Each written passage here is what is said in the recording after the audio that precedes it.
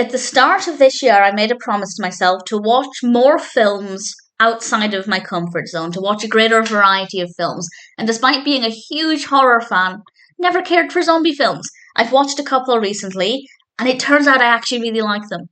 And I'm really looking forward to exploring more. So, first of all, on that note, if you have any recommendations, please feel free to share. And then I came across Clay Zombies. This was released in 2021.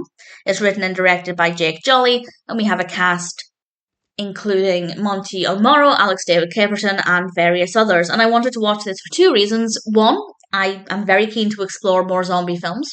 And two, I love claymation. Now, this isn't really a claymation film, but I love anything with clay in films, so I was kind of looking forward to that aspect.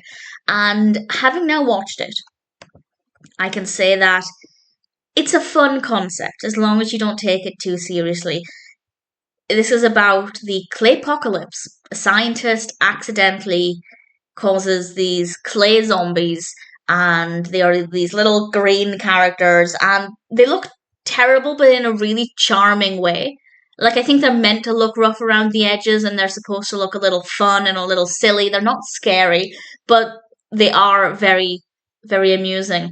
And we have a lot of variety in the film itself, in the narrative, and that helps to keep it engaging. It's not the most interesting from start to finish. The concept itself is more fascinating than the execution, but there's enough there for the most part to make it engaging. It's not boring, it's not impossible to watch. Yes, it could be more interesting as a story, but because it's a fun little novelty with these little clay zombies, it's not too bad.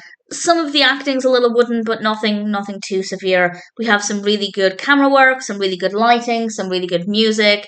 As long as you don't take it too seriously, and you're looking for a fun, slightly silly, zombie-themed film, then give it a go. I guess you could watch it and sit down and become fully immersed in it, but I think it might be better as one to put on when you're doing other things. If you're looking for a film to have on as background company where you don't need to concentrate too much, you can just dip in and out of it. I think it could work really well for that because it doesn't require a lot of concentration and you can still fully enjoy the experience if you're multitasking. So I think it's actually a really good one with that because if you dip in and out of it, I don't think you'll ever find it to be annoying or boring or anything. So in general, Clay Zombies is certainly a different experience.